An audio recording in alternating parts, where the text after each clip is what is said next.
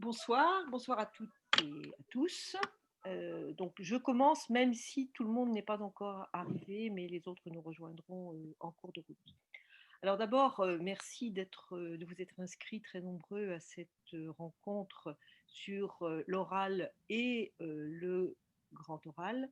Je voudrais replacer quand même cette rencontre débat sur le grand oral dans une problématique plus générale sur l'oral. Nous avions prévu à la FEF une rencontre débat sur l'oral en présentiel en mars dernier, juste au début du premier confinement. Donc, nous avions d'ailleurs invité Pierre Mathieu. Et évidemment, cette rencontre a été annulée et nous avions toujours gardé l'idée d'y revenir. Nous inaugurons avec cette rencontre les mercredis de la FEF, c'est le premier aujourd'hui, et l'idée c'est de faire des rencontres débats, donc pour ouvrir surtout le débat, d'1h30 répétées. C'est-à-dire que dans 2 mois, nous aurons une seconde rencontre débat sur le même sujet, de manière à voir comment les choses ont évolué et quelles questions nouvelles se posent. Je voudrais aussi dire que nous avons porté au départ un grand espoir dans ce grand oral. Et quand la FEF avait été reçue après avoir réclamé par la commission Mathieu, nous avions défendu très, très activement l'idée d'une préparation au grand oral partagée avec les professeurs de français, avec une contribution forte des professeurs de français à cette formation à l'oral. Nous n'avons pas été écoutés, en tout cas pour les temps de formation, mais je voudrais dire que c'est quand même une idée que nous avions eue depuis assez longtemps. Je voudrais aussi dire qu'à côté du grand oral, existent des formes d'oral assez proches dans l'enseignement professionnel, par exemple, et c'est pourquoi nous avons aussi aujourd'hui des inscrits des lycées professionnels qui pourront peut-être nous apporter un éclairage. L'enseignement de l'oral, c'est une question qui est très importante dans l'enseignement du français. Elle tient une très grande place dans les programmes des cycles 2, 3, 4 de 2015. L'oral est important puisque c'est pour nous un oral à préparer à l'école, mais un oral de la vie, un oral du travail, un oral qui aide à penser, à expliciter, à exprimer un projet. Et c'est bien cette idée-là d'un oral pour expliciter, pour penser, pour formuler un projet qui a été repris dans les textes officiels, en tout cas dans le texte de l'inspection générale. Donc on va retrouver cette définition dans les pages français humanité du document. Nous avons voulu que cette rencontre soit une rencontre interdisciplinaire. C'est pourquoi j'ai demandé à Sébastien Plancheneau, qui est le président de la PMEP, l'Association des professeurs de mathématiques, d'être nos partenaires. Et nous avons aujourd'hui dans les inscrits des professeurs de différentes disciplines, en particulier maths, histoire géo, et aussi plusieurs professeurs documentalistes, ce qui me semble très intéressant pour apporter une contribution supplémentaire. Alors, l'interdisciplinarité est importante puisque c'est la première fois que, disons qu'une formation à l'oral, ou en tout cas que la prise en compte de l'oral touche la plus grande partie des disciplines du lycée, avec des questions différentes qui vont se poser selon les disciplines. Deux inquiétudes nous ont amenés à mettre en place cette discussion aujourd'hui. C'est la peur que dans les disciplines, on confine l'oral dans deux dimensions. D'une part, une simple activité oratoire, une activité d'éloquence, et d'autre part, une activité autour de connaissances disciplinaires. Les textes disent bien, et en particulier toute l'introduction du document complémentaire de l'inspection générale, dit bien qu'il s'agit d'articuler les deux. Mais nous sommes bien conscients que ce n'est pas toujours facile dans toutes les disciplines d'arriver à articuler les deux. Donc, nous allons, sans nous cantonner aujourd'hui à une définition de l'épreuve, ni aux questions spécifiques qui peuvent se poser dans les disciplines, nous allons essayer de chercher, d'une part, avec Maryse Robière, ce qui fait cette articulation des activités langagières entre les différentes disciplines, et d'autre part, avec Karine Risselin, quelles sont les ressources que nous pouvons trouver dans ce document complémentaire de l'inspection générale, quelles sont les questions qui se posent et sur quoi pouvons-nous nous appuyer. Et je vous renverrai plus tout particulièrement dans la partie français et humanité, qui est vraiment, je trouve, pour le coup, très bien faite. Elle aurait pu presque être faite en collaboration avec la FEF. Alors, Maryse ou Karine d'abord? Maryse? Moi, je veux bien intervenir parce que je n'ai pas de solution. Je n'ai que des questions. Elle me dire youpi, elle nous arrange. J'ai beaucoup travaillé. Ce qui m'inquiète dans ce grand oral, c'est que l'association justement entre le prof de français et le prof de discipline a l'air d'être évidente. Ça se présente comme ils vont travailler à deux, ils évalueront à deux, youpi, il n'y a pas de souci. Or, ce n'est pas si simple que ça. Bon, ça va, c'est mieux que ce qui se passait il y a un certain nombre d'années où on pensait que de toute façon, seul le prof de français était capable d'évaluer ce qui pouvait se dire dans les autres disciplines. Bon, là, ça y est, c'est fini, on ne pense plus ça. C'est déjà une grande chance. Mais le problème, c'est que chaque discipline, et les collègues des disciplines autre que le français, mais c'est vrai aussi pour le français, mais enfin, on en a moins conscience en tant qu'enseignant de français. Chaque discipline a généré ses propres façons de parler, ses propres discours, bien sûr son propre lexique. C'est vrai qu'on s'accroche beaucoup à la question du lexique, mais il n'y a pas que le lexique. Il y a aussi tout ce que nous appelons le positionnement énonciatif. On ne se positionne pas de la même façon dans toutes les disciplines. Je vous donne juste un tout petit exemple. Vous prenez l'objet mare. C'est à l'usage des élèves d'école primaire. Hein. Vous prenez l'objet mare et vous demandez aux élèves de le décrire. Vous avez plusieurs façons de décrire.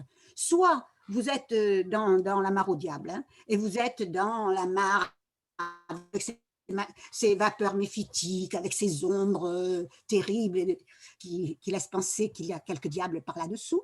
Soit vous êtes en SVT, et là, la mare qui va vous intéresser, elle va être sous l'angle de la faune et de la flore. Et donc, vous n'allez pas sélectionner les mêmes éléments. Une description, en soi, ça n'existe pas. Que l'on décrive en littérature, que l'on décrive en grammaire, que l'on décrive en sciences, que l'on décrive en histoire, etc., ça va nous amener à utiliser différemment le langage. On ne va pas avoir le même… On parle d'engagement, là, hein, ça me fait un peu sourire. Quel engagement? Est-ce qu'on s'engage de la même façon dans un débat littéraire ou dans un exposé? Parce qu'il va falloir aussi se poser cette question. J'ai beaucoup réfléchi avec un de mes amis qui est didacticien des maths. Il y a le collègue de mathématiques qui est là, ça pose un vrai problème en mathématiques. Hein. Qu'est-ce que c'est qu'un exposé ou un je ne sais pas quoi en mathématiques, hein, un oral en mathématiques? C'est vraiment… Bon, on ne peut pas juger ces discours à l'aune de ce que nous savons faire en français. Ce n'est pas possible. Alors, Viviane, si tu veux bien partager ou tu le partages. Tout le monde l'a reçu. Tout le monde l'a reçu. Ah bon, donc c'est plus simple. Il faut que j'aille le chercher alors. Ok. Bon, je vais le chercher. Bon. Donc, vous m'entendez toujours? Oui. Ah bon, oui, très bien. Oui. Donc, j'ai essayé de travailler, nous avons essayé, je travaille depuis très longtemps avec une de mes amies sur cette question de l'activité langagière dans les différentes disciplines. Alors, il faut quand même savoir que nous n'avons pas pondu ça comme ça, c'est pas sorti de notre chapeau, notre seules investigations. Nous travaillons longuement avec des spécialistes des disciplines concernées. Par exemple, on a travaillé pendant très, très, très longtemps en sciences. et ce qui nous permet avec les collègues de sciences, de décrire un petit peu ce que peut être une activité langagière en sciences. Bon, en grammaire, nous sommes des linguistes, ça nous est peut-être plus facile, nous sommes des anciennes littéraires, mais vu notre âge maintenant, nous avons un petit peu oublié l'entrée littérature. C'est pareil, il nous a fallu nous replonger dans les discours littéraires, dans l'activité langagière en littérature, pour arriver à savoir de quoi il retournait. Nous avons travaillé, mais là, bon, nous ne l'avons pas mis par écrit, nous avons travaillé aussi pendant des années avec les collègues d'histoire, et nous pourrions, pareil, avec ses collègues, définir ce que sont les activités langagières en histoire. Mais c'est tout. En géographie, je serais bien en peine, enfin, dans toutes les autres disciplines. Et alors, en mathématiques, j'ai travaillé sur les mathématiques, mais pas sur ce genre d'énoncés oraux. Donc, voilà. Alors, nous vous proposons un document qui est juste un document pour poser problème, pour poser question. C'est un document que nous avons élaboré pour travailler avec en formation. Hein. Et ce qui nous a intéressé a priori, c'est de voir ce qui est proche et ce qui est différent dans les différentes disciplines. Alors, par exemple, bon, je ne sais pas, je ne vais pas vous relire tout le tableau, vous l'avez sous le nez, mais ce qui est je vais prendre les grandes entrées. Ce qui est fondamental, déjà, dans un premier temps, c'est la création de mondes. On n'est pas, le langage, ça sert à créer des mondes. Le langage produit, bon, là je m'appuie sur le psycholinguiste Frédéric François, hein, mais il s'agit de fabriquer des mondes au moyen du langage. Et on ne fabrique pas le même monde, vous vous en doutez, quand on est en sciences, quand on est en littérature et quand on est en grammaire. Vous remarquerez que les mondes créés, même s'ils sont différents, ont des points communs entre grammaire et sciences. En revanche, en littérature, le monde est totalement différent. Ne serait-ce que, bon, quand on décrit un phénomène scientifique, on essaie de généraliser. Quand on est en littérature, on essaie plutôt d'inscrire dans le singulier, le singulier qui représentera le général, mais on essaie de l'inscrire dans le singulier, etc. Bon, de même, on ne considère pas le langage de la même façon.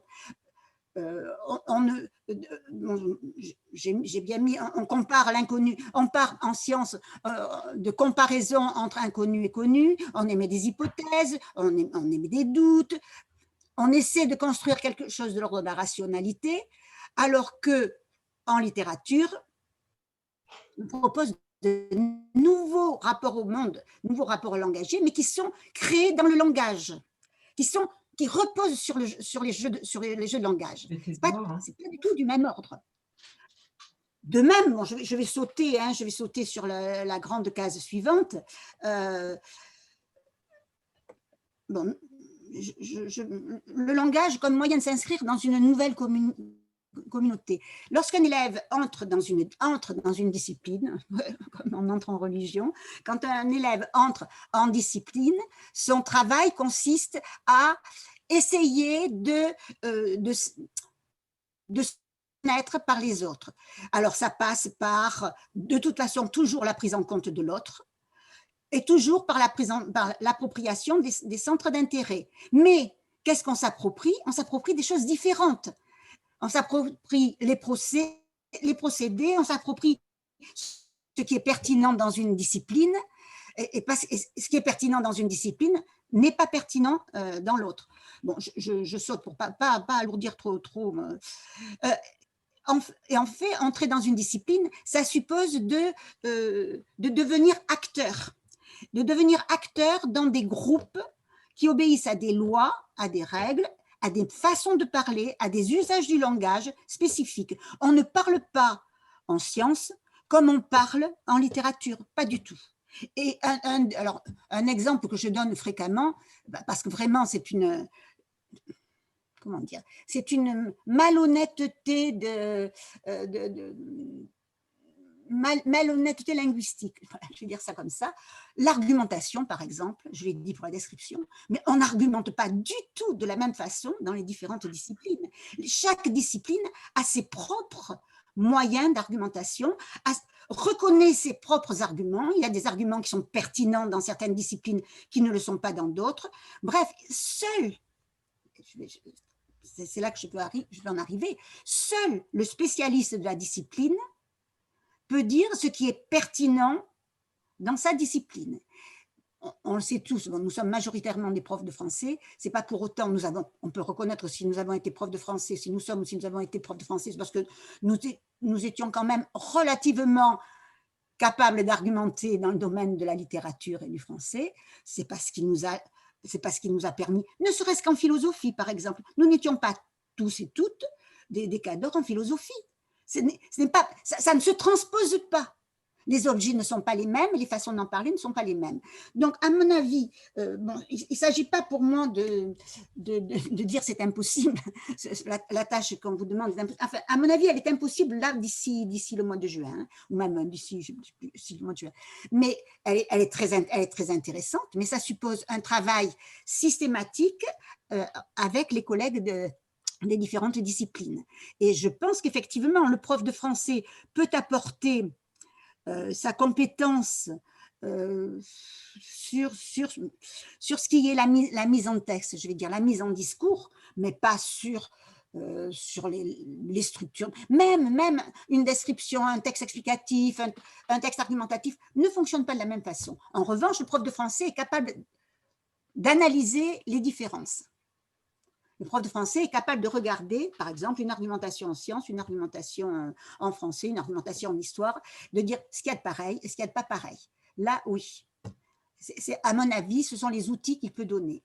Donc voilà, c'était ma proposition là, par rapport à ce grand oral qui me perturbe beaucoup. Enfin, j'imagine qu'il vous perturbe vous aussi, mais moi, il me perturbe beaucoup parce que c'est pas une invention, c'est pas une création, ce que je vais dire, c'est un lieu commun. Il a été inventé par rapport à Sciences Po avec l'idée qu'il s'agit quand même de débattre avec l'idée de la rhétorique déjà, hein, l'idée de la rhétorique, en plus à Sciences Po, les concours d'entrée à Sciences Po sont quand même hyper sélectifs, sur le plan social en particulier, ce qui ne devrait pas être l'objet du baccalauréat.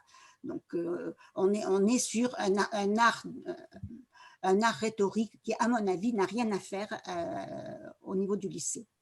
Voilà, je ne sais pas si ma présentation du document est suffisante.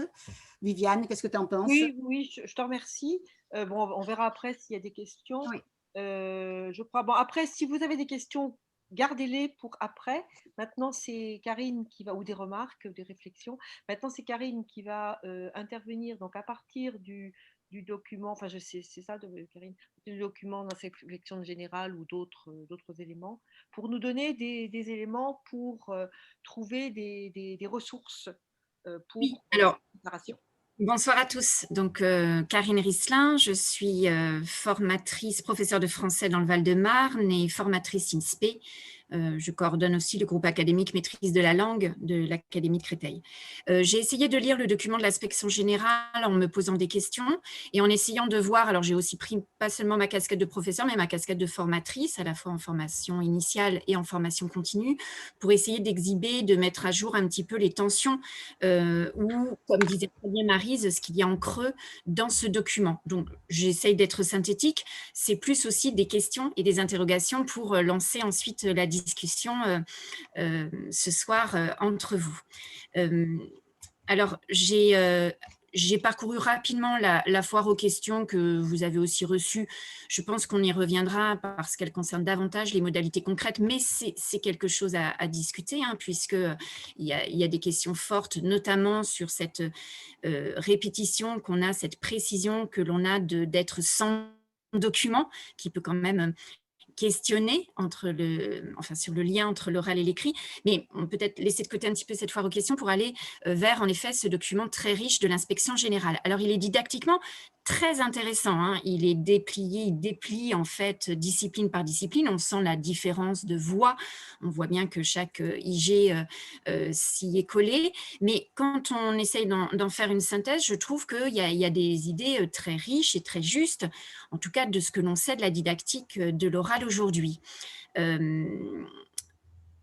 Par contre, ce qui va peut-être faire tension et ce qui, moi, me questionne, c'est qu'à plusieurs fois, il est réaffirmé que l'élève doit, lors de ce grand oral, vraiment montrer qu'il s'est approprié les savoirs et prendre la parole de façon personnelle et engagée. Et cette parole dite personnelle et engagée, donc c'est répété plusieurs fois, ça peut apparaître sous la forme d'une parole authentique, d'une parole sincère. Et là, je me dis que, enfin, ma crainte, moi qui ai toujours enseigné en REP+, vous voyez, dans le Val-de-Marne, donc vous imaginez, vous voyez déjà la crainte que j'ai, c'est que nourrie aux travaux notamment de Sylvie Plane, je me dis tout de suite que l'oral est tout de même un marqueur social et qu'il dit quelque chose de notre appartenance sociale avec un locuteur qui va, avec ses marques, ses variations linguistiques, dire quelque chose de lui. Et si l'école, en effet, est là pour faire en sorte que nos élèves débattent, conceptualisent dans des interactions orales de qualité avec leurs pairs, il n'est pas sûr que dans les faits, très concrètement, et surtout pour mes collègues de lycée, on puisse mettre en place des moments, est-ce qu'on a seulement le temps et le moment pour permettre à des élèves, alors notamment des élèves plus précaires, moins à l'aise, moins connivants avec ces oraux de prestige, dans quelle mesure ces élèves-là pourront être préparés et être à l'aise dans l'exercice. Donc, en fait, je trouvais que le document ne mettait jamais l'accent sur cet enjeu, enfin, c'est normal, en même temps, vous allez me dire, un document d'inspection générale, mais cet enjeu de disqualification scolaire ne me semble pas pointé, ou du moins il est très en creux. Comme dit Maryse, on pose le fait que le travail autour des activités langagières à l'oral se réalise très sereinement, très concrètement et de manière régulière, et il est dit à un moment même depuis le cycle 3. Et donc, du coup, je vais faire bref, hein, j'ai essayé de dégager, je me suis dit combien de tensions, j'aime bien souvent réfléchir sur des documents comme ça, des tensions possibles en formation. Et il me semble qu'il y a au moins 2 tensions, et je vous les soumets ce soir. Une première tension autour finalement du curriculum, le curriculum prescrit ici, clairement, par le texte officiel, par le rapport Mathiot, de la Haye, tout ce qu'on a pu dire autour de ce grand oral. Le curriculum, pour reprendre les catégories de Forquin et de Pernoud, le curriculum réel, ce qui est réalisé réellement dans les contraintes que nous connaissons dans nos disciplines, dans les horaires que nous nous donnons, dans cette course parfois, je reparlerai après de la tension pour les collègues de lettres, pour la discipline que je connais le mieux, en classe de première. Donc, curriculum formel d'un côté qui est très riche, très ambitieux, qui peut peut-être même submerger le collègue, le réel de la classe, et puis le curriculum caché ou méconnu, qui là me gêne beaucoup plus, qui est cette fameuse parole véritable de l'élève qui, tout à coup, s'exprimerait sur un sujet en plus très spécialisé, alors que dans les faits, on est bien tout de même dans une parole pas du tout véritable, on est dans une parole extrêmement nourrie de tout le travail de l'année et des années précédentes.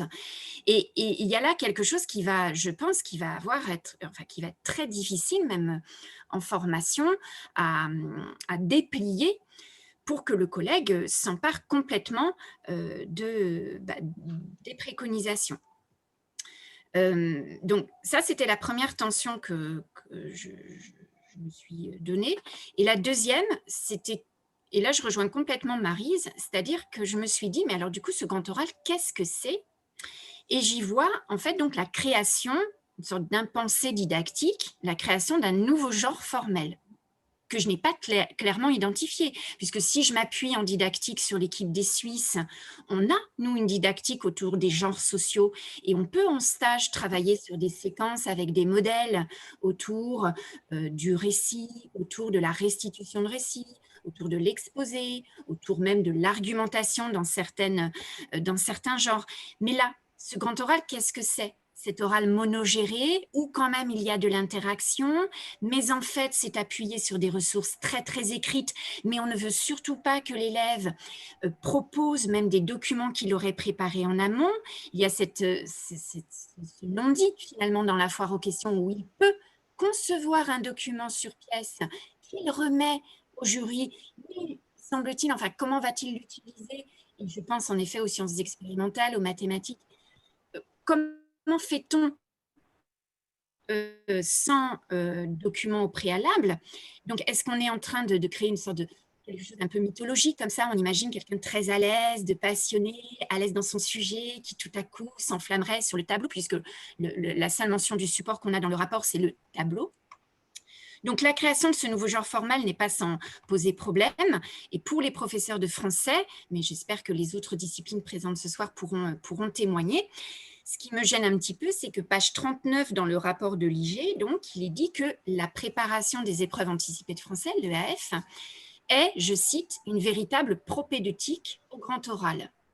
Et là, je suis quand même très embarrassée puisque voici 2 ans que nos collègues de lycée ont quand même exprimé, depuis les nouveaux programmes, le fait que l'EAF en est réduit à un descriptif, à une sorte d'accumulation de lecture donc de nouveau linéaire, hein, puisqu'on a quitté la lecture appropriative, analytique, on est revenu à une lecture linéaire, de 20 lignes par extrait, avec un certain nombre de textes. Donc, en fait, c'est la course pour mes collègues. Ce sont des professeurs qui se posent beaucoup de questions sur la visée de notre discipline et eux-mêmes sont déjà en très grande tension sur le fait que, alors qu'ils préparent à une épreuve orale, les élèves ne sont pas en mesure de verbaliser, d'avoir des interactions langagières d'un bon niveau et de qualité. Parce qu'on court et on fait la course à la lecture analytique pour que l'élève, au moins, il ait son petit bagage de fiches qu'il va donc apprendre par cœur. Et nous nous préparons à passer de grands moments, si les épreuves ont lieu cette année, à un grand moment de récitage, de lecture analytique. Donc, en quoi cela constitue une propédeutique pour l'année suivante, sachant qu'en plus, là, nos élèves de terminale de cette année n'ont pas eu, je vous le rappelle, l'oral de français de l'an dernier. Voilà les 2 grandes tensions. Donc après, j'avais préparé d'autres petits documents, mais je ne veux pas trop empiéter sur le temps. Mais je pourrais, Viviane, fournir une mini-biblio, on pourra peut-être le mettre sur le site. Voilà. Mais moi, je voulais vraiment insister sur l'histoire du curriculum qui ne dit pas son nom et qu'est-ce qu'on est en train de me signifier en termes d'enjeux de disqualification, et puis sur le plan plus didactique, la création d'un nouveau genre. Donc, ça veut dire des enseignables, mais quels enseignables, avec quel modèle et comment, et je rejoins Marie sur évidemment le travail entre collègues et dans les disciplines. Voilà, je m'interromps un peu comme ça. Merci Karine. Alors, nous allons maintenant ouvrir les questions, le débat. Il me semble qu'il y a 2 grandes questions qu'il ne faudrait pas éluder dans cette discussion. C'est d'une part celle que vous avez évoquée, celle de la formation à l'oral dans les disciplines. Quelle formation a été mise en place, s'il y en a une ou s'il n'y en a pas eu. Et la deuxième question qui m'apparaît quand même comme une question importante parce qu'elle est traitée très différemment selon les disciplines dans le document, c'est il est beaucoup question de l'accompagnement des élèves dans l'élaboration de leurs questions, mais cette question paraît très différente selon les disciplines. Et comment envisagez-vous dans les disciplines d'accompagner les élèves dans l'élaboration de cette question, sachant qu'il y a des disciplines, quelques disciplines où des exemples sont fournis pour nourrir un petit peu l'imaginaire des professeurs. Dans d'autres disciplines, aucune aide n'est fournie. Donc, c'est 2 grandes questions. Donc, pour prendre la parole, c'est simple, vous allez converser et vous demandez la parole et on va vous donner la parole au fur et à mesure. C'est le seul moyen pour arriver à la donner dans l'ordre. Sinon, tout le monde. Sinon, si vous levez la main, on aura du mal à repérer qui a demandé la parole avant. Voilà, à vous. Et annoncez surtout votre fonction et votre discipline.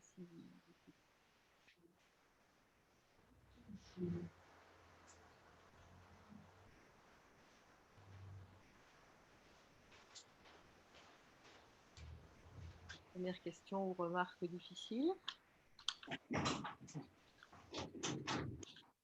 Après, au début, si les collègues veulent lever la main… voilà, ça, vous pouvez lever la main au début. Oui. Ça évite de… Oui.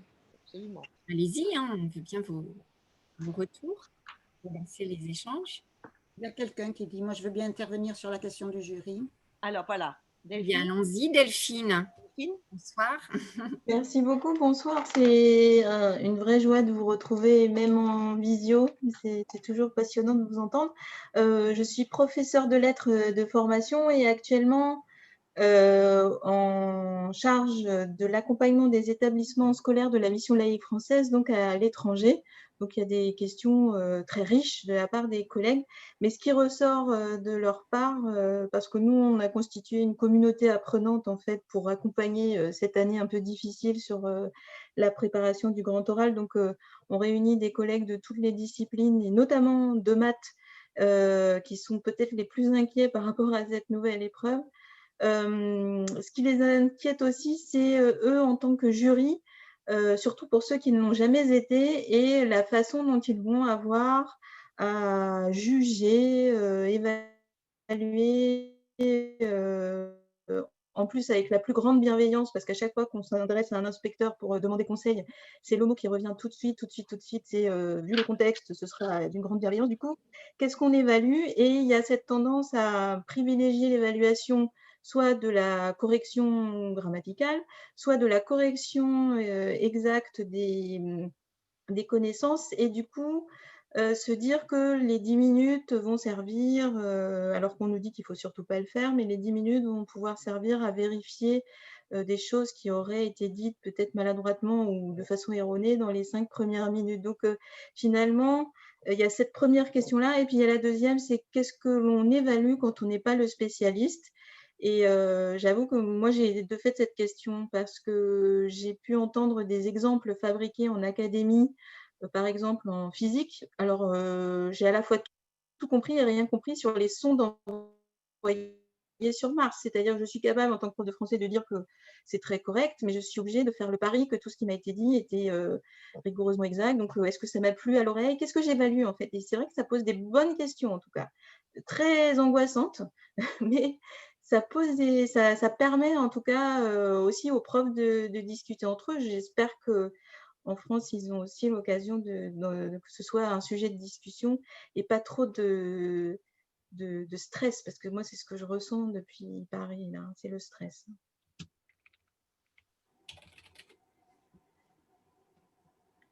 Merci Delphine. Peut-être d'autres veulent rebondir sur cette question de l'évaluation pour aller un petit peu plus loin dans, en effet, ce qui est observé, ce qui est regardé, ce qui finalement est évalué, puisqu'on nous dit que cette grille aussi, on peut se l'approprier par académie, on peut y retravailler avec les inspecteurs. Donc, peut-être que d'autres veulent rebondir là-dessus.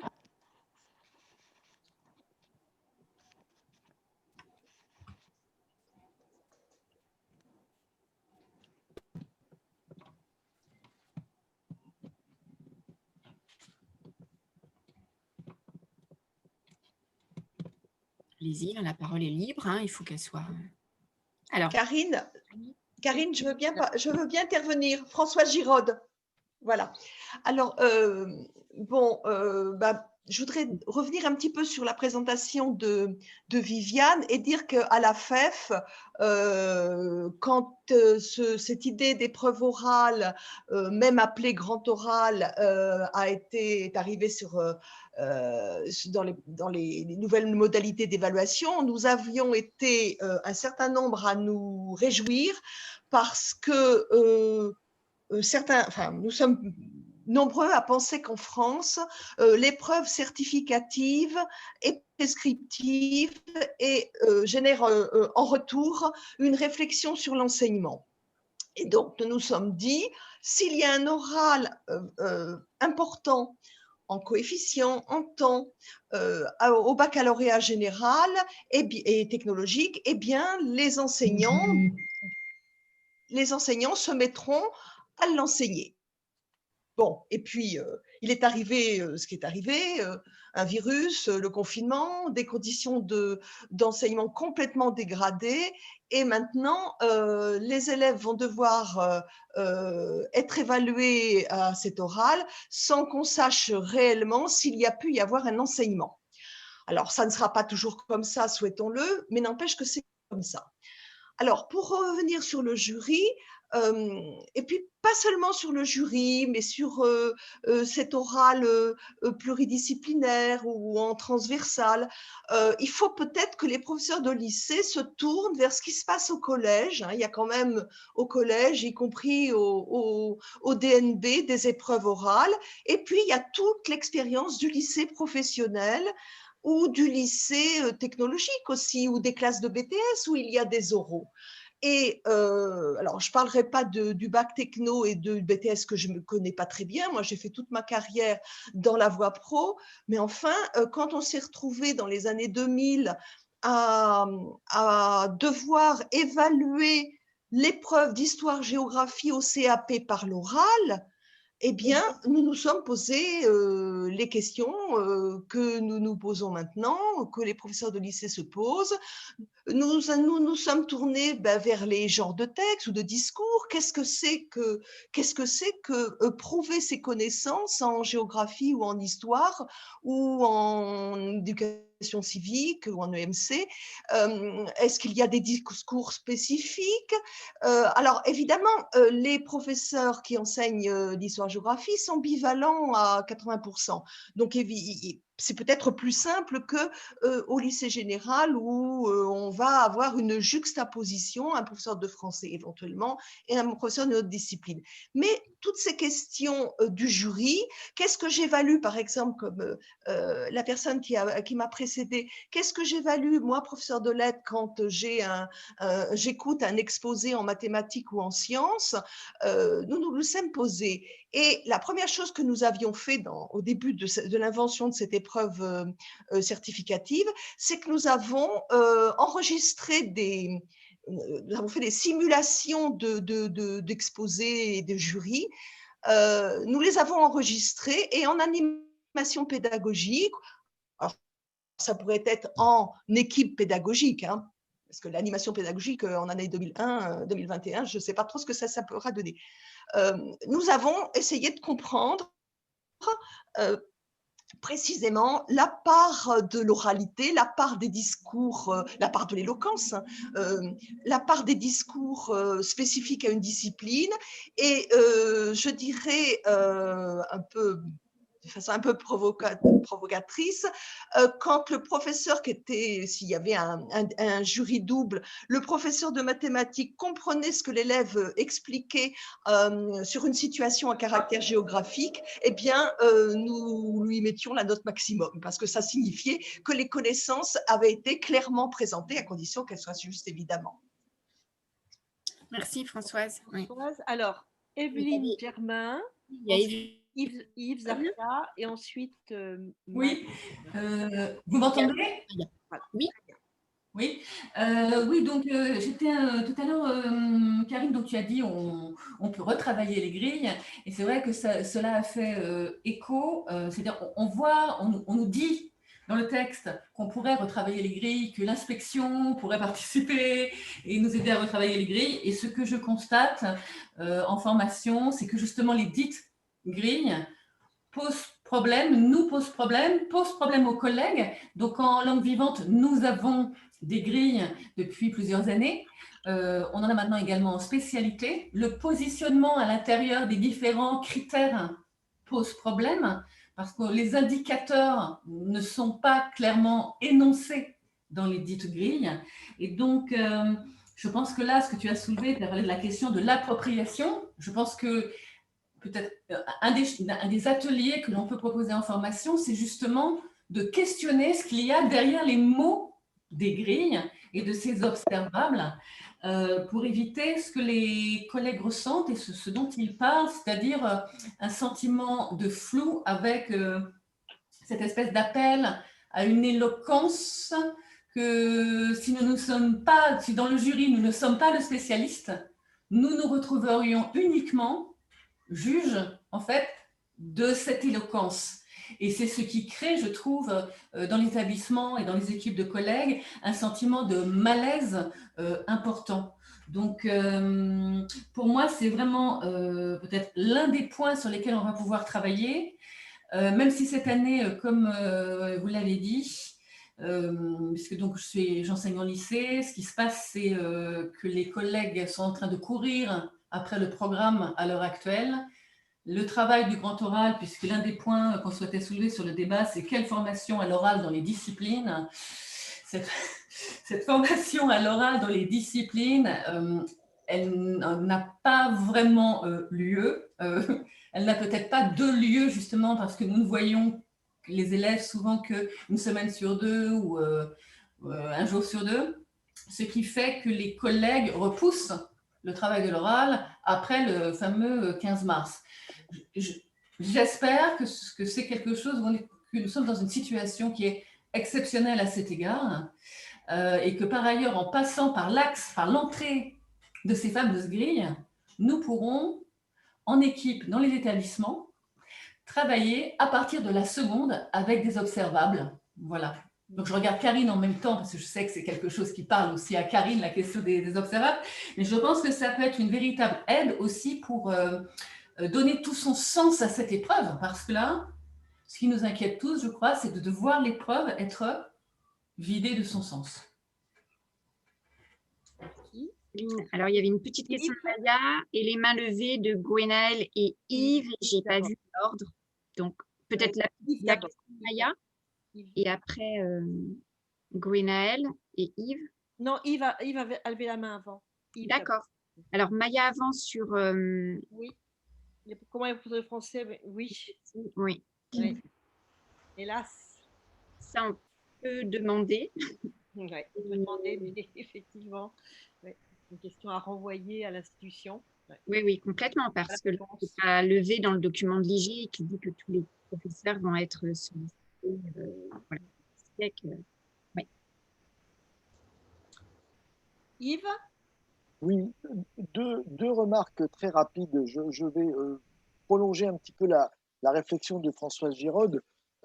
Moi, je suis ISARCA, donc je suis inspecteur d'académie honoraire, et il se trouve que il y a quelques années, j'ai accompagné dans un secteur d'établissement la mise en place de la réforme du collège et du nouveau brevet avec, dans le DNB, cette fameuse, l'oral du DNB qui a été remanié, qui a été pendant plusieurs années appuyé sur l'histoire des arts et qui est devenu plus large, plus ouvert autour et qui est défini par les textes, l'oral du DNB, comme une soutenance de projet, ce qui n'est pas du tout la définition du grand oral pour le bac. Mais je m'interroge quand même sur une question que j'ai, alors quelqu'un va peut-être pouvoir me répondre. C'est étrange que ça n'a pas suscité autant de discussions et autant de débats lorsque ça a été introduit. Bon, les enseignants étaient bien sûr un petit peu inquiets de comment ils allaient mener la barque. Et peut-être d'ailleurs que Gwenaël, que j'ai eu l'occasion de croiser dans ma carrière, va peut-être nous dire comment les choses se sont passées au collège. Mais dans l'ensemble, ça a été même plutôt intéressant, me semble-t-il. Ça a vraiment suscité une réflexion de l'ensemble des équipes pédagogiques. Alors c'est vrai que j'étais dans des secteurs un petit peu défavorisés, comme l'a dit Karine, là où on se mobilise peut-être davantage. Mais en tout cas, c'était intéressant et on n'en a pas fait finalement tout un plat lorsque cette nouvelle forme d'épreuve orale a été introduite au niveau du collège. Donc c'est un petit peu étrange que ça ait suscité finalement moins de discussions. Alors peut-être parce que l'examen n'a pas la même importance, n'a pas le même enjeu. Là, c'est le baccalauréat, c'est le symbole quand même de toute la scolarité. Mais en tout cas, une chose est sûre, la petite expérience que j'ai eue au niveau du collège, c'est que ça a quand même suscité un tout petit peu, ce que disait Françoise, de réflexion en amont, et ça a facilité un peu, peut-être pas beaucoup, mais en tout cas un petit peu, le fait qu'on se soit posé des questions dans les équipes pédagogiques autour des questions des pratiques d'oral à l'école. Bon, je ne sais pas si ça a beaucoup évolué parce que maintenant, je ne suis plus directement au contact des établissements. En tout cas, c'est intéressant. Voilà, je ne veux pas en dire plus. Voilà. Alors, Gwenaël. Oui, vous m'entendez? Oui. Oui. Alors, je vais d'abord répondre à Monsieur Zarka.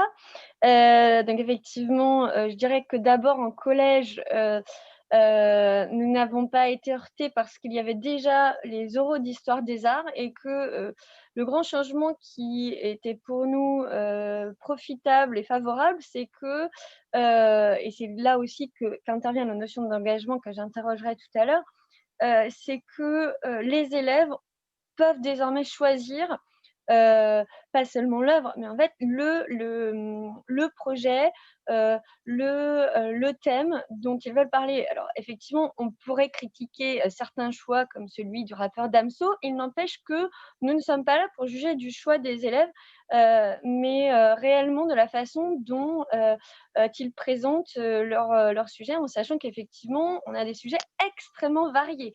Ça va de j'ai oublié comment ça s'appelait, les petites puces qu'on met sur les vêtements, sur les livres, à Damso, en passant par des œuvres d'art et la construction de ponts. Donc autant vous dire qu'on n'est absolument pas, on ne maîtrise aucunement le sujet des élèves et que le but, lors souvent de l'échange qui intervient après, mais aussi le but de la préparation de cette épreuve, c'est de faire en sorte que au niveau formel, alors on est effectivement dans ce que disait Maryse au niveau formel, qu'il y a une structuration du discours, qu'il y a une clarté du discours, une explication. Et quand effectivement, comme le disait Françoise, quant à la justesse ou la véracité de ce qui est proposé, nous ne pouvons pas forcément être juges et il y a une forme de confiance donnée à l'élève parce que ce que nous voulons évaluer d'abord et avant tout, ce n'est pas tant les connaissances disciplinaires, puisque ça va même au-delà des connaissances disciplinaires, c'est bel et bien la prestation orale de l'élève qui va autant du caractère formel de l'oral que aussi à tout ce qui est de l'ordre du corps et de la voix. Donc, et pour nous, et particulièrement en éducation prioritaire, c'était aussi permettre à ces élèves qui ont un rapport à l'écrit un peu problématique de pouvoir prendre place d'une autre manière à l'oral. Ça n'évite aucunement, effectivement, comme le disait Karine, les inégalités, ça n'évite aucunement ces différences socio-linguistiques. Il n'empêche qu'on fait en sorte, dans nos préparations, de les amener à éviter ces scories-là et à adapter leur communication et leur langage. Donc ça, c'était pour la réponse à M. Zarka. Ensuite, donc, concernant effectivement la notion d'éloquence, quelqu'un l'a posée, mais c'est aussi, quand on parle d'éloquence, je trouve que, alors en plus, il y a eu un gros buzz depuis quelques années, hein, mais qu'est-ce qu'on... Alors, est-ce que l'éloquence, effectivement, est inscrite dans les textes? Et puis, est-ce qu'on doit parler d'éloquence dans ces termes ambitieux tels qu'ils sont proposés, tel qu'il est proposé aujourd'hui par des associations comme Eloquentia, ou est-ce qu'on demande simplement à l'élève, comme au DNB, pas forcément de s'engager, mais enfin, comment dire, si justement, excusez-moi, ce n'est pas très clair, mais si justement sur cette notion d'engagement, qu'est-ce qu'on appelle l'engagement finalement? Parce que c'est assez vague. Il y a l'engagement pour moi, et l'oral est extrêmement, pour cela important, c'est la manifestation de cet engagement, c'est le corps et la voix. C'est-à-dire que sur un même propos, on ne va pas engager le corps et la voix de la même façon. Donc ça, c'est l'axio finalement. Donc quand on parle d'engagement, de quoi parle-t-on? Est-ce qu'on parle de cet engagement-là avec une emphase sur une accentuation, alors soit par la mélodie ou par le rythme, par la vitesse? Est-ce que c'est effectivement les gestes? Est-ce que c'est le volume de voix? Est-ce que donc on parle de cette espèce de présence? Alors, c'est absolument pas un concept, hein, ce serait plutôt une notion floue. Donc dans ces cas-là, qui engagerait une préparation un peu théâtrale, mais qui demande quand même à être évaluée. Ou en tout cas, au moins un peu enseigné. Et puis l'engagement personnel. Alors, quand on parle de l'engagement personnel, est-ce que c'est sur le contenu? Alors, dès lors que l'élève choisit sa question, est-ce que l'engagement, il est déjà là dans la préparation de la question, dans la construction de sa question, dans les choix qu'il élabore? ou dans la forme. Donc là, c'est Maryse qui parlait de la description et à chaque fois, je me renfrognais parce que je me disais que finalement, dans cette aura-là, et ça rejoint ce que disait Karine à propos de ce nouveau genre, à partir du moment où on est dans un oral plutôt expositif, alors sans parler de genre spécifique, quand on est dans un oral expositif, est-ce que cette description, pour reprendre, est-ce que la description doit être aussi subjective que cela, finalement? Donc, est-ce que ce nouveau genre, qui reste quand même dans un genre expositif, n'oriente pas la question de l'engagement dans la forme? Voilà, Et ensuite, et enfin, et vous me pardonnerez la longueur de ma réflexion, c'est que il y a deux questions. Il y a la préparation de la question dont l'élève va exposer, pardon, excusez-moi, la question que l'élève va préparer.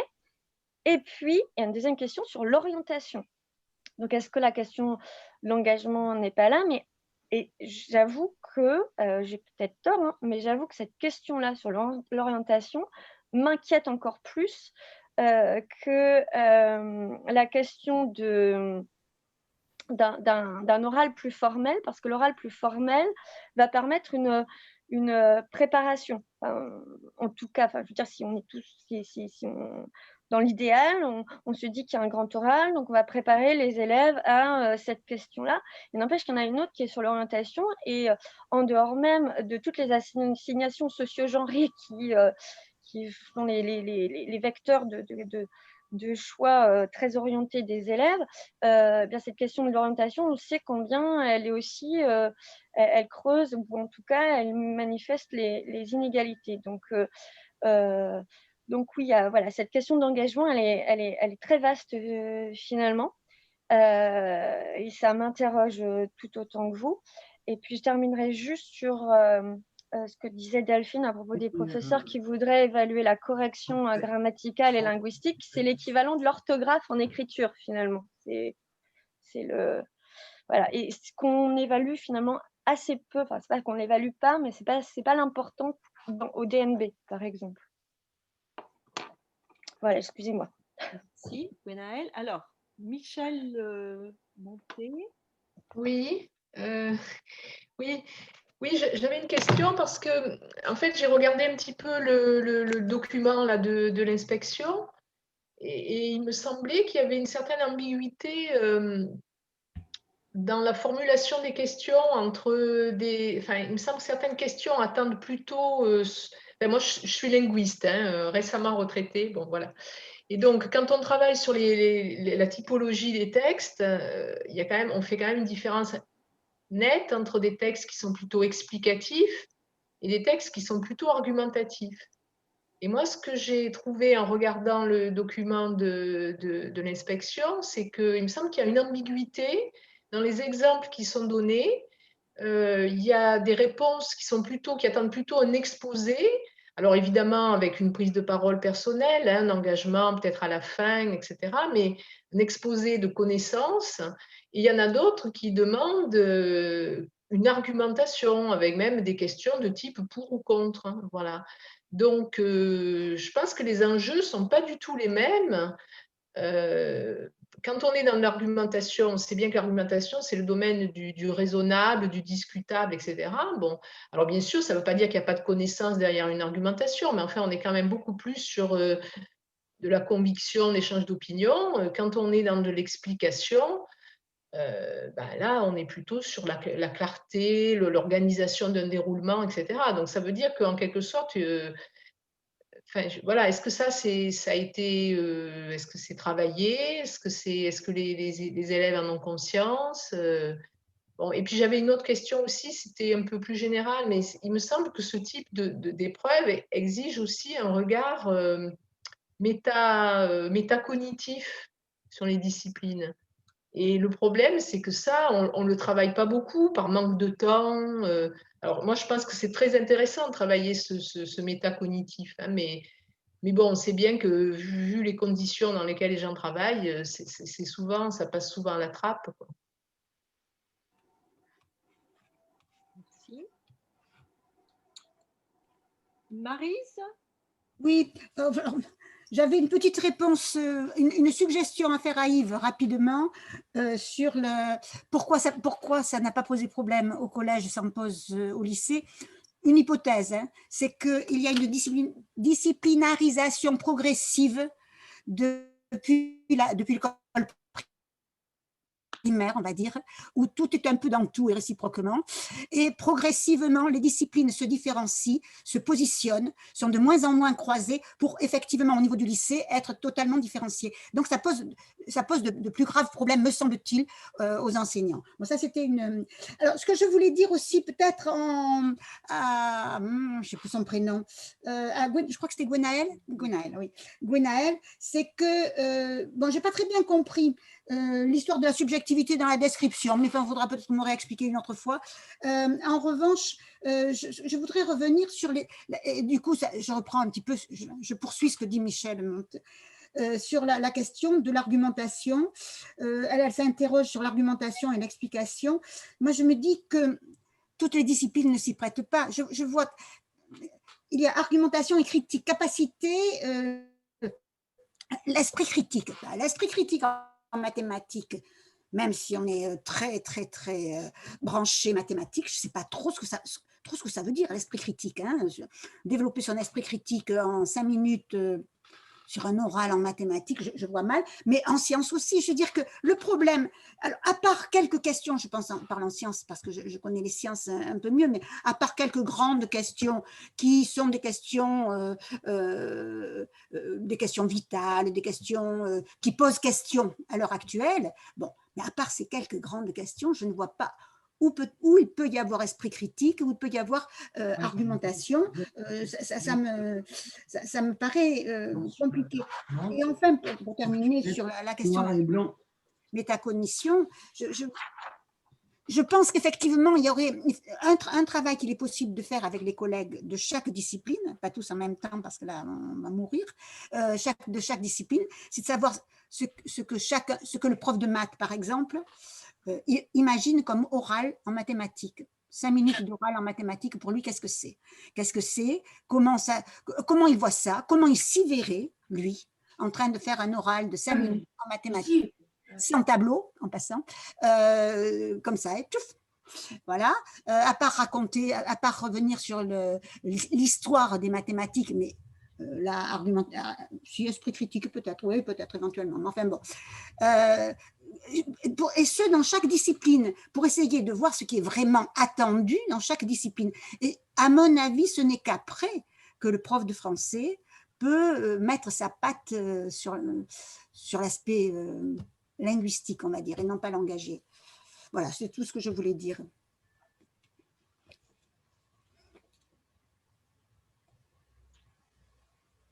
D'autres demandes de parole? Ah, mais ça, c'est vrai que c'est une très bonne question. Mais bien sûr. Oui, alors, en mathématiques orales sans aucun support, pour moi, aucun sens. Est-ce que Maya peut prendre la parole? Développer, oui. On entend un peu les profs de maths. Oui, ce serait bien. Maya? Bonsoir tout le monde. Bonsoir. Oui, donc, je suis professeure de mathématiques. Donc, je ne vois pas du tout comment on peut, comment on peut faire un oral sans… Donc, le tableau, moi, j'avais compris que c'était que pendant la phase de questions. Je me suis peut-être trompée, je ne sais pas. J'avais compris que les premières minutes d'exposé étaient absolument sans aucun support. Oui, c'est ça. Donc, effectivement. Donc, je ne comprends pas.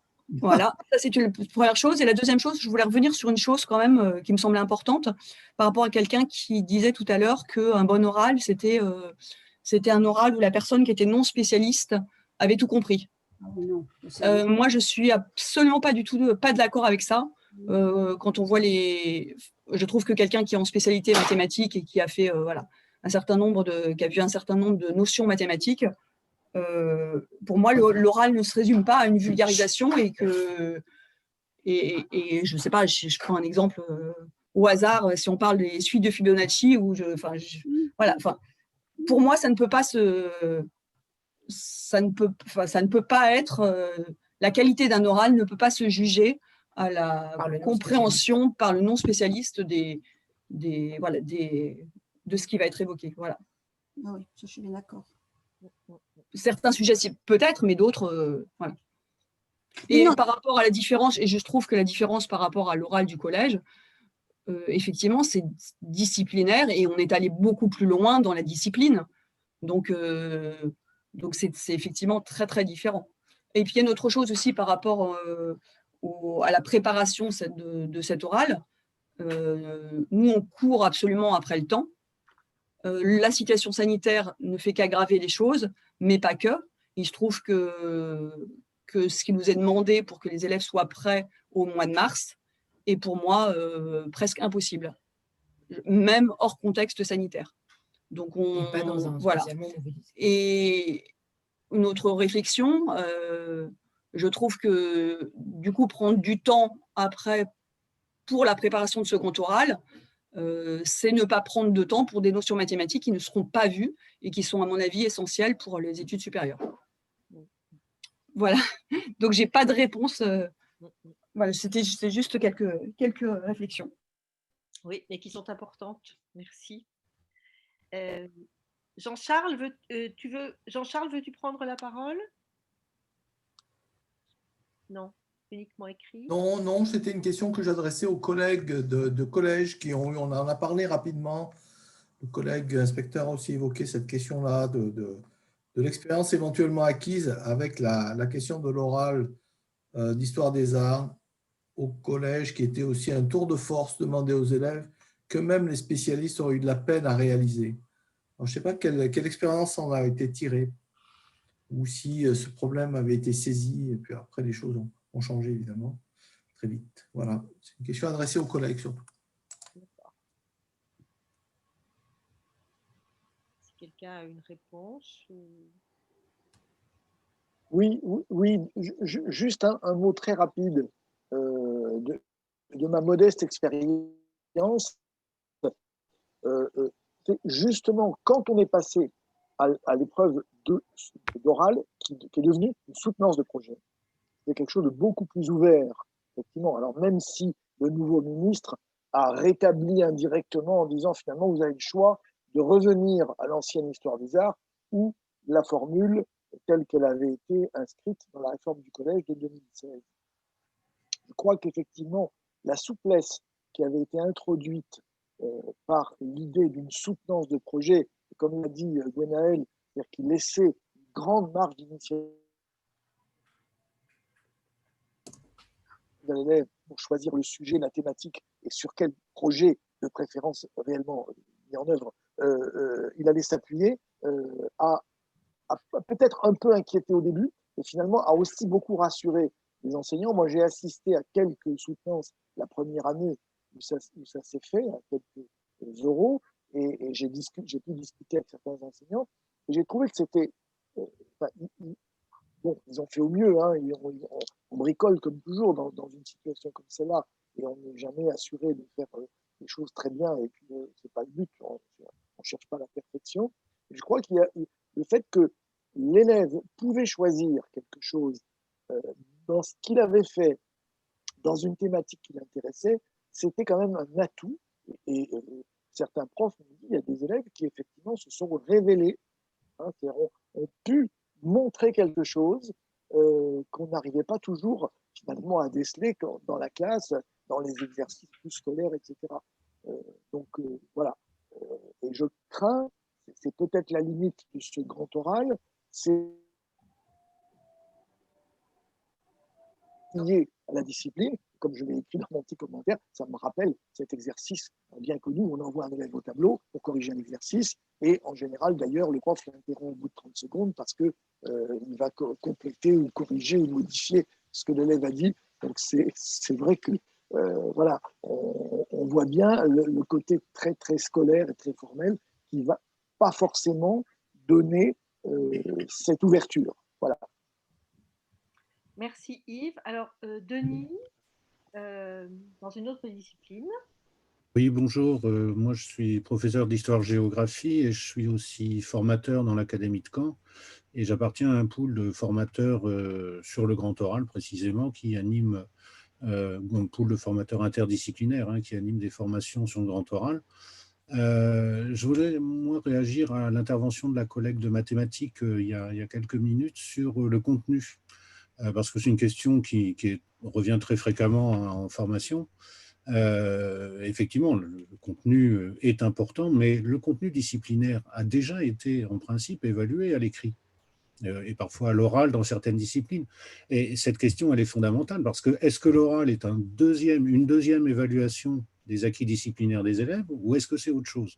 Bon, il me semble, moi, que c'est autre chose, ce qui ne veut pas dire que le contenu, bien sûr, doit passer complètement à la trappe, mais voilà, c'est quand même quelque chose, à mon avis, qui est vraiment très important parce que de la réponse qui sera donnée majoritairement dans les premières épreuves cette année, dépendra probablement ce que va devenir dans les années suivantes le grand oral, parce que ça aura forcément une influence sur la formation qui sera donnée aux élèves l'année prochaine en particulier, parce que les collègues vont voir ce qui se passe dans les jurys. Si l'accent est mis sur les contenus, on peut être sûr que l'année prochaine, la formation mettra l'accent sur les contenus. Si au contraire, on essaie d'en faire quelque chose d'autre, alors peut-être qu'on a une chance de faire un oral qui sera autre chose qu'une seconde évaluation sur le contenu. Voilà, c'était une première réaction. Et puis, je voulais aussi vous remercier d'avoir organisé cet événement parce qu'il n'y en a pas tant que ça finalement et c'est toujours intéressant de pouvoir échanger. Donc, merci à la FEF. Il y a quand même une deuxième question aussi, notamment en direction des collègues de maths, de physique, je ne sais pas s'il y en a, enfin voilà, des collègues de sciences qui effectivement sont clairement plus en difficulté par rapport à ce grand oral. Quel conseil est-ce qu'on pourrait donner? Parce que qu'on soit pour, qu'on soit contre, qu'on aime ça ou qu'on l'aime pas, il est clair que d'ici quelques mois, on va s'y retrouver. Et dès maintenant, il serait important de commencer à former les élèves si ce n'est déjà fait. Donc, quels conseils pratiques, concrets, est-ce qu'on pourrait donner à des collègues de maths en formation? Qu'est-ce qui serait utile? Voilà, ça c'est une question que je pose à la fois à l'Assemblée et à l'intelligence collective. Je vous remercie. Merci Denis. Alors j'ai 3 demandes de parole, Maryse, Françoise et Alexandre Casal, qui n'a pas encore parlé. Oui, alors la question, effectivement, la question des contenus est une question importante. Alors, par rapport à ce qui vient d'être dit là, moi, du coup, je me repose d'autres questions. Je me dis, qu'est-ce que c'est autre chose? Ce n'est pas sur les contenus, c'est quelque chose d'autre. Ouais, c'est-à-dire quoi? C'est ça le problème. C'est-à-dire quel est le type de discours, quel est le type de langage attendu qui ne soit pas un exposé de contenu. Parce que déjà, un exposé de contenu, ça relève quand même de compétences langagières bien particulières, bien spécifiques. Alors, bon, moi, ça, c'était une question. Et ce que je me disais aussi, c'était que c'est vrai que pour les mathématiques, ça me semble ce qui est le plus difficile. J'en ai discuté, ce que j'évoquais tout à l'heure, j'en ai discuté avec un didacticien des mathématiques que certains connaissent peut-être, c'est-à-dire Joël Briand, et qui me disait, lui, s'il avait à préparer des jeunes, il disait qu'il travaillerait sur l'histoire des mathématiques, sur certaines petites histoires des mathématiques et montrer comment elles ont apporté, comment certains développements mathématiques ont apporté une évolution dans les savoirs, etc. Bon. Alors, et du coup, j'ai une autre, et j'enchaîne sur une autre question, c'est... alors là, c'est horrible ce que je vais dire, vous allez tous pousser des hurlements, j'en suis sûre. C'est pas du tout correct. Et si, dans chaque discipline, les profs proposaient une liste d'objets possibles, d'objets à présenter possibles, et si il y avait une sorte quand même de préparation, ne serait-ce que par écrit, parce qu'il ne faut quand même pas rigoler, c'est un oral, mais il y a forcément un écrit derrière. Préparation veut dire un écrit. Il y a forcément un écrit derrière. Donc, moi il me semble que on pourrait peut-être, pour cette première année, pour les 3 mois qui arrivent, sachant qu'on ne peut pas faire mieux pour l'instant, on pourrait peut-être lister dans chaque discipline des objets possibles et des modes d'appréhension de ces objets. Alors, parler de mathématiques, là je vois Delphine, Jacqueline répondre, parler de mathématiques, ça peut être effectivement sur des controverses qui ont lieu, qui sont célèbres, enfin pas de moi, non pas pour moi, mais des controverses célèbres que vous avez que les profs de maths ont nécessairement évoquées pendant leur cours, par exemple. Voilà, je lance ça. Merci. Françoise? Oui, alors 2 choses. Je voudrais d'abord répondre à Jean-Charles Chaban.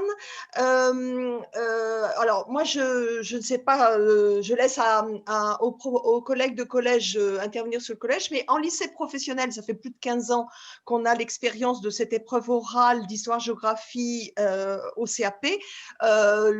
Au moins au début, il faudrait vérifier ce que ça donne aujourd'hui. Je suis plus en activité, donc je ne peux pas le vérifier.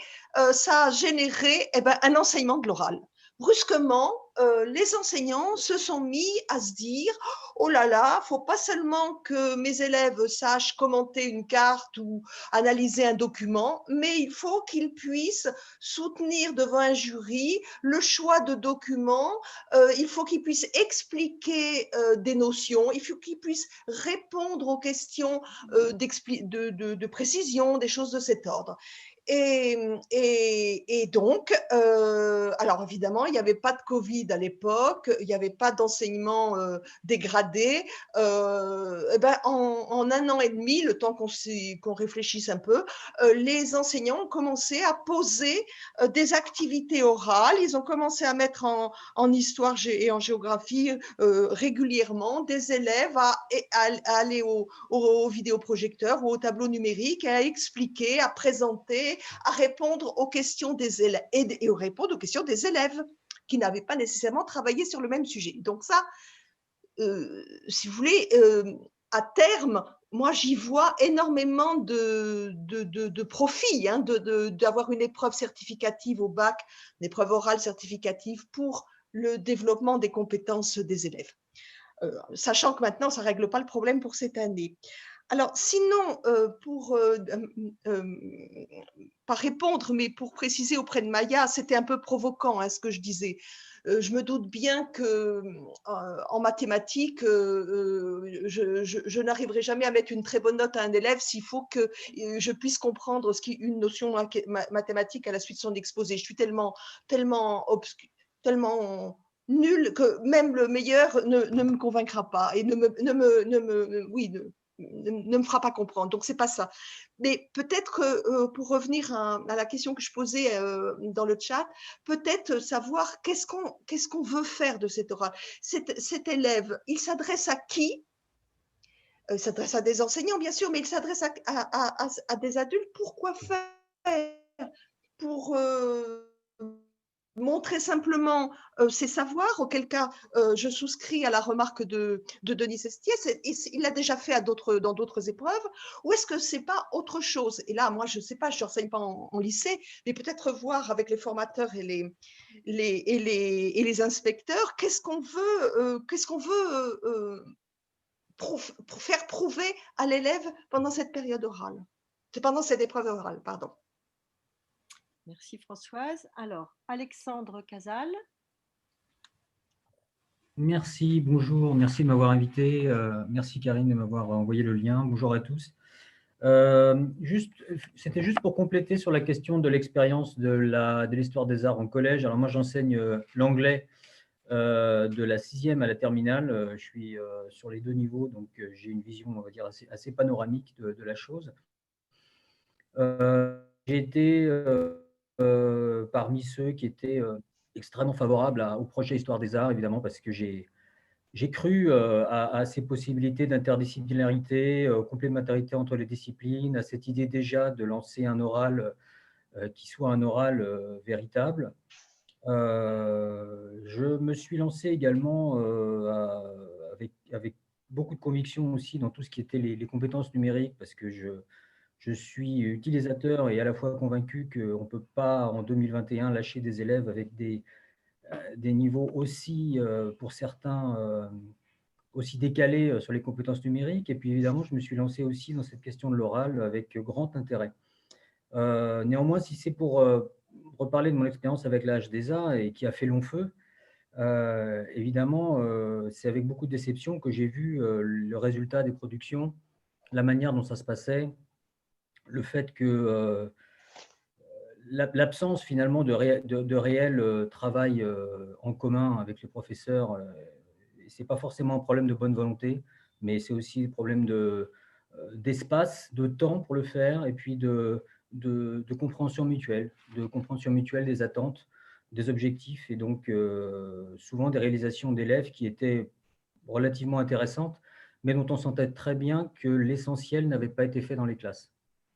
Et donc, on passait quand même vraiment très loin de ce que je pensais être l'objectif de ce projet. Alors, ce qui me fait un peu peur, c'est qu'en fait, à chaque fois, pour ces 3 projets, je parlais numérique, grand oral et puis HDSA, on a une entrée qui est la même à chaque fois, c'est une entrée par l'évaluation, en fait. On part à chaque fois de la fin. Et donc, on essaye artificiellement d'impulser, parce qu'en fait, l'idée, c'est ça, hein. L'idée, c'est d'impulser dans les établissements des dynamiques de groupe qui n'existent pas. Et je voudrais être un peu pessimiste, qui n'existeront pas, malheureusement, puisque on n'est pas dans une situation, en plus, on va dire, socio-économique du monde enseignant qui sont le lieu et qui sont propices à créer ces interactions qui demandent évidemment du temps, du travail, une sorte de motivation qu'on ne rencontre pas forcément partout. Donc, je m'inquiète un petit peu de ces entrées-là parce qu'effectivement, on essaie de susciter des dynamiques, mais je ne vois pas bien comment elles vont se créer. J'ai peur que ça crée des grandes inégalités.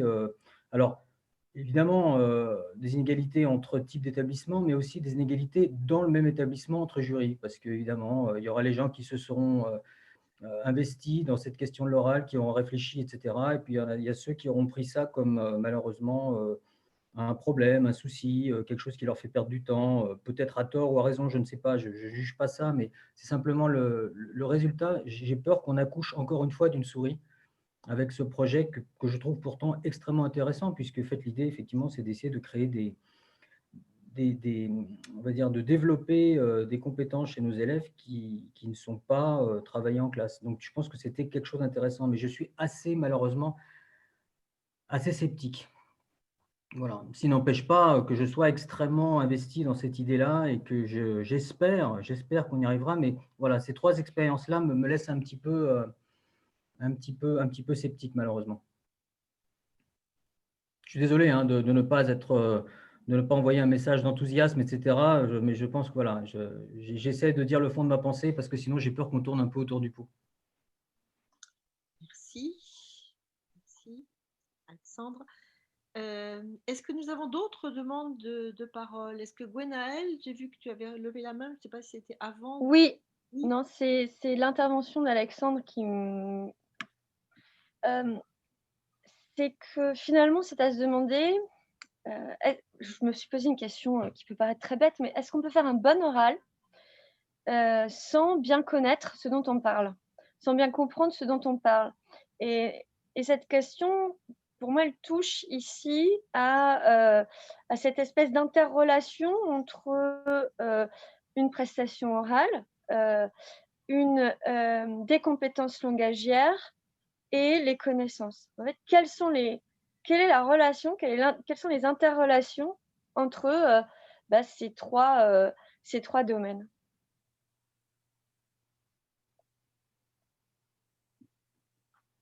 Pardon, c'est une question pour tout le monde ou c'est une question pour moi? Pardon.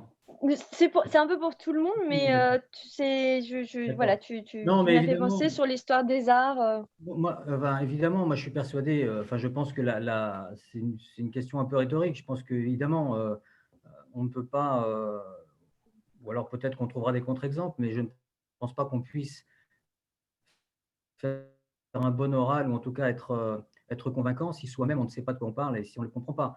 Peut-être qu'un comédien sera capable de dire le contraire, mais justement, c'est cette question-là justement de l'éloquence, et j'insiste beaucoup là-dessus justement quand je fais des sessions où j'active beaucoup sur l'oral, je dis nous ne sommes pas là pour faire du théâtre.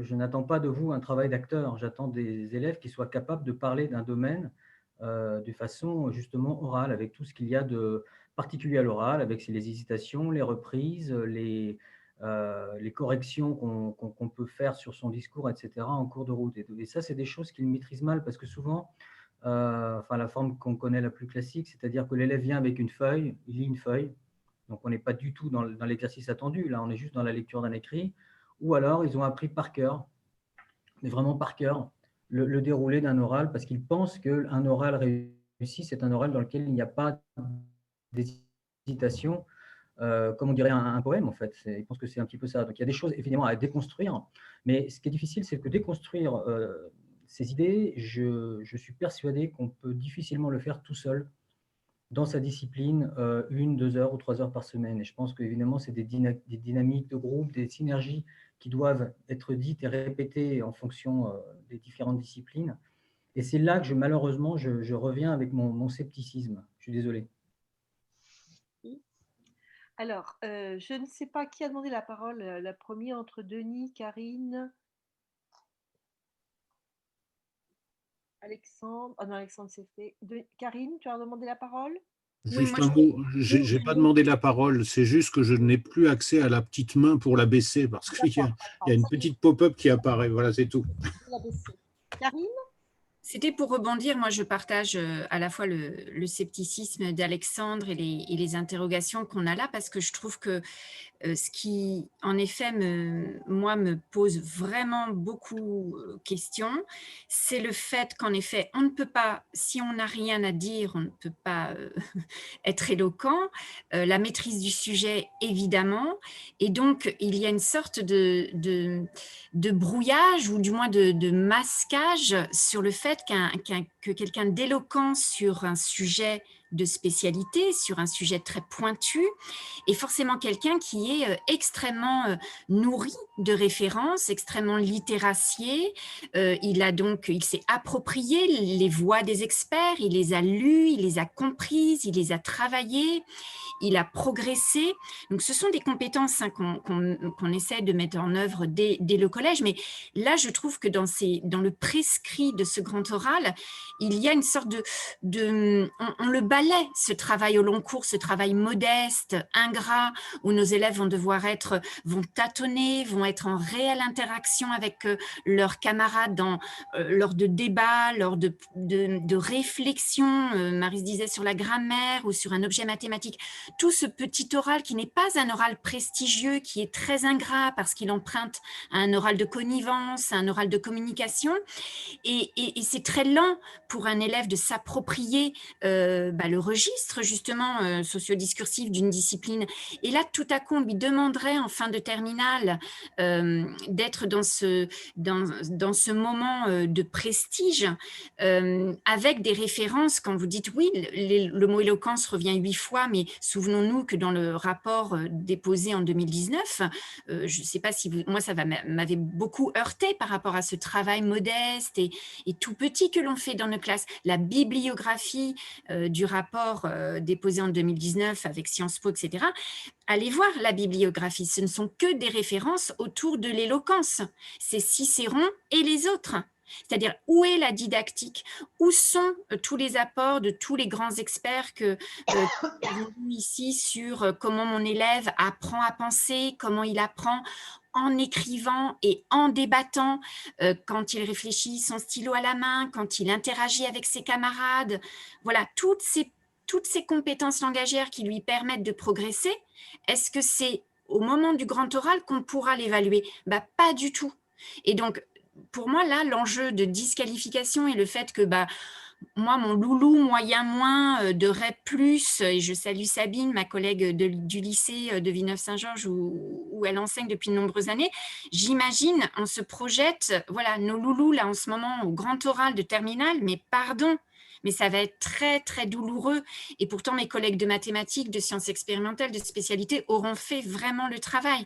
Mais nous partons de très, très loin. Donc, moi, ça, voilà, pourquoi cet oral, pourquoi ce grand oral nécessaire? Alors oui, bien sûr, ça va créer de l'enseignement, ça va créer parce que tu as raison, hein, Françoise, hein, dès lors qu'on positionne quelque chose en certification, peut-être que oui, dans la machine, ça entraîne de toute façon une réflexion et on va voir les collègues arriver en formation parce que c'est certificatif. Mais moi, je trouve que là, il y a une ambiguïté, une sorte de quelque chose qui ne se dit pas, qui me pose question. Voilà. Merci. Je ne vois pas d'autres demandes de parole. Quelques remarques dans la conversation. Nous allons bientôt arriver au terme. Marianne Urbanet. Viviane? Oui, ah non, Dominique, il y a une autre demande avant toi. Marianne. Oui. Vous m'entendez? Nous avons Dominique. Dominique, mais... Oui, je veux bien. Oui. Excusez. Oui. C'est Marianne qui avait demandé la parole. Vas-y, après, il n'y a pas de souci. Je laisse parler, Madame Bucheton, pardon. Tu veux alors? Non, moi je voulais juste... Marianne. Marianne. Je suis désolée. Non, mais je vous laisse très bien la parole. Je voulais juste demander quand même, sachant que cette épreuve de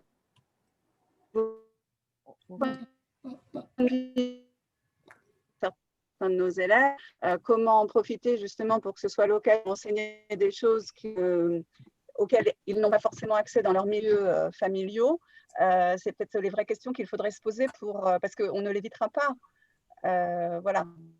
Donc, c'était plus ça ma question, que j'aurais peut-être dû poser plus tôt puisqu'on arrive à la fin. Et je laisse la parole à Madame Bucheton avec grand plaisir. Oui, je peux y aller là? Oui. Bonjour à tout le monde. Bon, moi j'ai un peu raté le début, excusez-moi, là j'avais quelque chose à faire. J'ai trouvé en lisant les documents le projet magnifique, ambitieux, superbe, franchement, on rêve devant un projet pareil, sauf que la réalité, elle est beaucoup plus difficile. Hein. On a l'impression que les gens qui ont écrit ce projet ne sont pas allés dans les classes, n'ont pas vu les élèves, n'ont pas vu les enseignants, n'ont pas vu la situation. Bon, voilà l'effet que ça m'a fait. Autrement dit, il y a des choses magnifiques dans ce projet que je partage totalement.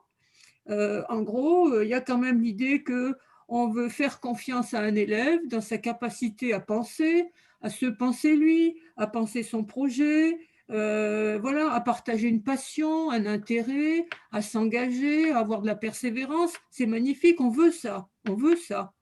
Sauf que ça n'a pas été probablement suffisamment préparé en amont. Voilà. Donc je pense que, bon, concrètement, il faut être prosaïque et pragmatique.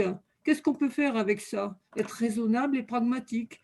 Et se dire qu'il y a des difficultés du côté des élèves. Ça, c'est clair. Elles seront multiples et diverses. Les élèves qui n'ont pas confiance en eux, de milieux défavorisés, ou au contraire trop confiants en eux et qui ont de la tchatch, mais il n'y a rien derrière. On va avoir tout un tas de catégories de difficultés chez les élèves. Mais surtout, la grosse difficulté, c'est que toute notre institution n'a pas beaucoup, ni en collège ni en lycée, très souvent donné la parole aux élèves pour dire ce qu'ils pensaient, comment ils voyaient les choses. C'est encore très, très faible. On n'a qu'à regarder ça en littérature, hein, sur le commentaire composé. L'espace de pensée donné aux élèves est hyper réduit. Enfin, moi, c'est ce que je pense, ce qu'on observe. Donc, on a des obstacles réels. On a les mêmes obstacles, ça a été dit, mais je le répète, chez les enseignants, qui sont très loin de partager ce modèle où l'élève parle, s'explique, sujet singulier. Donc, et ils sont très divers, les enseignants, et c'est très divers d'une discipline à l'autre. Bon, ça, c'est aussi un obstacle. Donc, moi, je pense, je suis un petit peu Françoise Giraud, là, qui disait peut-être que pour aider les élèves, il faut peut-être donner des listes qui leur permettent de se débrouiller, parce qu'ils ne vont pas trouver tout seuls. Certains vont trouver une question de biologie pointue ou une question de littérature ou de technologie, je ne sais pas, mais la plupart vont avoir bien du mal à cet âge-là, de trouver ce qui les intéresse et ce qui les passionne. Nous, on a déjà du mal quelquefois, beaucoup plus tard, à le trouver. Voilà. Et donc, peut-être qu'il faut les guider. Mais concrètement, d'ailleurs, il me semblait avoir lu dans des exemples des listes de questions potentielles. Hein. Je crois que c'est une bonne piste, personnellement. Et puis, effectivement, utiliser ce qu'on a travaillé déjà depuis longtemps, les oraux et les écrits intermédiaires. C'est un petit peu, moi je le vois un petit peu comme le chef-d'œuvre, la notion de chef-d'œuvre qu'on va construire pendant l'année. On va le construire tout doucement avec des premiers brouillons et puis un deuxième et puis une discussion qu'on va faire mûrir doucement. Donc cette notion d'oral, d'écrit intermédiaire, d'identité qui se construit autour d'un projet, ça peut s'accompagner, voilà. Et donc du coup après il me semble que en écoutant la conversation, il y a des choses qui sont communes à toutes les disciplines. Donner confiance en l'élève, lui laisser un espace d'autorisation pour penser, lui faire prendre conscience que quand même, ça a du sens. Il est en train de construire un outil social. Il va bien falloir qu'il se vende, excusez-moi le terme. Il va bien falloir qu'il aille faire des entretiens pour se faire accepter à droite ou à gauche. Il a besoin de cette capacité orale à se présenter correctement, à prendre la parole, à écouter les questions, etc. C'est quelque chose d'extrêmement... Il faut lui donner le sens social de ça. Évidemment, il faut lui donner aussi les règles rhétoriques, les premières élémentaires, écouter, etc. Et ça, c'est un travail partagé entre les enseignants de toutes les disciplines. C'est quelque chose à discuter, se mettre d'accord là-dessus. Et puis après, je pense qu'effectivement, il y a des questions, les questions, elles sont forcément inscrites dans des didactiques, et que là, on ne peut pas parler sans connaissance didactique, sans savoir, sans un appui dans la discipline enseignée. On ne peut pas parler sans rien, sur rien, ou sur 3 fois rien. Donc, je crois que là, il y a des choses dans ce projet-là, soyons pratiques, soyons pragmatiques, essayons d'attraper tout ce qui peut faire sens pour l'élève, parce que là, je pense que ça, c'est unique. Est-ce que c'est une posture scolaire qu'il faut qu'il ait, comment le jury veut que je pense, que je parle, ou est-ce que c'est une autre posture qu'on lui demande plus créative, plus inventive, hein, c'est peut-être là-dessus qu'il faut travailler. Et puis le préparer tranquillement, doucement, et puis surtout penser à l'année prochaine, quoi. Voilà un petit peu ce à quoi ça me fait, c'est être concret, pragmatique, voilà. Comment je vois les choses. Alors, nous allons considérer que nous arrivons à la fin de ce moment, puisque nous avons déjà passé le temps imparti. Sébastien, veux-tu intervenir? Tu as écrit, mais non. Sébastien a disparu. Non. Si, je t'entendais, Viviane. Excuse-moi. C'est juste que ça a coupé. Donc, du coup, je n'ai pas entendu la totalité de ta phrase. C'est bon, tu veux intervenir. Veux-tu mettre ta vidéo qu'on te voit? Oui, pas de souci. Donc, merci pour les échanges. C'était fort intéressant. Effectivement, en mathématiques, ça pose beaucoup de problèmes et de questions. Et je pense en particulier sur la recherche en didactique, sur l'oral. Il y a des gens qui travaillent là-dessus et je pense qu'il y a tout un rôle et une importance à travailler l'oral en mathématiques. Mais effectivement, le risque pour nous, en tant qu'enseignants de mathématiques avec nos élèves, c'est que ce grand oral, cette épreuve du grand oral soit complètement dénuée de sens pour les élèves, du fait qu'on n'a pas de temps de préparation et que c'est un oral qui demande du temps, qui demande à être réfléchi par rapport à ce qu'on peut faire avec nos élèves. Et je pense que la proposition avec des thèmes et des sujets, etc., sera vraiment une piste intéressante à réaliser et à mettre en œuvre. Merci. Alors donc, je rappelle, hein, pour ceux qui n'étaient pas là au début, que Sébastien Plancheneau est le président de la PMEP, donc l'Association des professeurs de maths, qui est en partenariat avec la FEF pour cette rencontre. Alors, nous allons conclure sur ces mots de mathématiques. Je vous rappelle qu'il y aura une deuxième session dans 2 mois, le 17 mars. Nous saurons dans quelques jours si les épreuves des 15 et 16 auront lieu. Pour l'instant, nous ne pouvons pas nous prononcer. Donc, nous retrouvons le 17 mars pour continuer à parler du grand oral et voir un petit peu comment les questions ont évolué d'ici là. Et je vous signale aussi que les mercredis de la FEF se continuent avec un autre sujet, là qui va concerner plus les professeurs de français, sur la lecture actualisante. Dans 3 semaines, nous nous retrouvons pour une nouvelle rencontre débat autour de la lecture actualisante, préparée par Françoise Girod et Karine Risselin. Merci à toutes et à tous. À Isabelle Henry. Et Isabelle Henry, excusez-moi, je me suis trompée. Ok. À bientôt. À bientôt.